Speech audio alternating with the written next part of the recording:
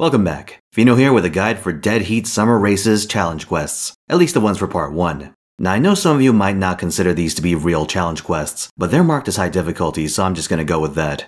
Several of these give 4-star foes, so you really should finish them. That said, let's dive in. The first of these pits you against Green Sita, and she appears third to last after a long series of casters and lancers. This creates a huge problem for NP looping arts teams because you're missing a ton of damage on the boss and you'll run out of targets to charge off, and the trash mobs aren't beefy enough to justify fighting them with a single target arts attacker. Better to fight the trash mobs manually, perhaps with a buster setup.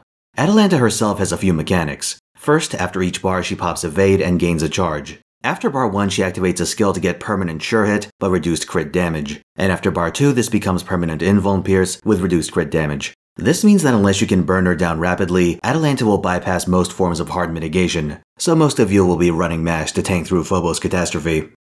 Atalanta has a strange attack priority. When I fought her with a double caster Surf Mo combo, she attacked Mordred exclusively until she died, then ignored mash to attack my Tamamos. On mistake I gave her the choice between mash, Karna, and Heracles, and she kept going for mash. Then she zeroed out Heracles, popping multiple guts each turn except for the very last one, where she hit him once and then Karna without killing Herc. It's weird and more than a little annoying, but the point is that Green Sita has some sort of target hierarchy and will go apeshit on a single servant until they're dead, sometimes barring guts interactions. I don't know whether it's baked in or randomized, but the end result is that one member will be taking disproportionate damage, and you should plan around this with defense buffs. Battle 2 is against Boudica and she's a total pushover. She has the impatient for victory buff you saw in her story fight. This gives her full NP on first bar break, but Chariot of Boudica is just the worst Lord Camelot. Her second bar ability is a defense buff. As long as you can maintain some light healing, her damage is nothing special. Really the bigger threat is the start of turn damage effect from the volcanic field. You're in for a moderately long fight, and 300 damage per turn is gonna chip away at your party.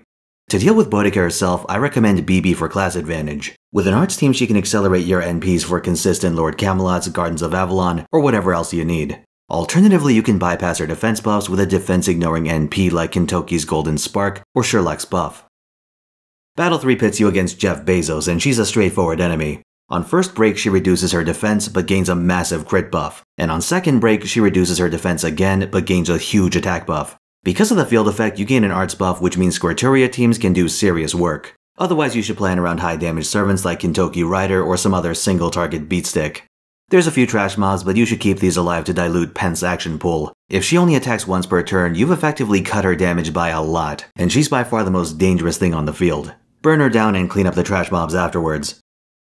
Battle 4 is against Artemis. Here the trash mobs are a real threat, especially the giant boars. In most strategies, you should kill these immediately to keep your team healthy.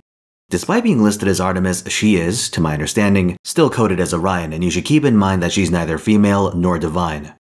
Artemis seems to attack male characters first and foremost. In my run, she attacked Raiko like once after a bar break. You can count on this to run glass cannon female attackers like Raiko Zerk, MHX Alter, Tama Lancer, or even Lancer Raiko if you want to wait for part 2. Just keep in mind that she evades a fair bit, so you may want to run someone with Sweet Crystal. A fun but risky option is to use Archer Ann and Mary. You can let the boars get them low and then go to town on Artemis with Caribbean Freebird, which has a missing health and mini mechanic. The downside, of course, is that you need very precise control over when the boars die. That and Artemis does occasionally attack female characters. Rarely, but it does happen. And now we come to the boss rush. This is a continuous fight against all of the Summer 1 servants. High rollers can blow it apart with Raiko Double Waver, but that's because there aren't any special gimmicks. No break bars, no special buffs, just the Summer 1 servants with bloated health bars and their normal skills. For those who don't have deep pockets or crazy luck, I'd recommend borrowing a ruler Jean. With some careful target selection and charge management, you can juggle several enemies at once. The Jean Mash combo in particular gives you a lot of flexibility, as you can pair Lord Camelot with True Name Revelation against AoE NPs, while saving Jean's NP for single target haymakers. Using Jean's stun and maybe the plug suit stun, you can force multiple enemies to NP in sync with each other, giving you convenient defensive turns. To facilitate this, you'll need to be careful with your kill order. I went with Mordred, Tamamo, Kiyohime, Ann and Mary, Martha, Skahak, Squirturia, and finally Marie.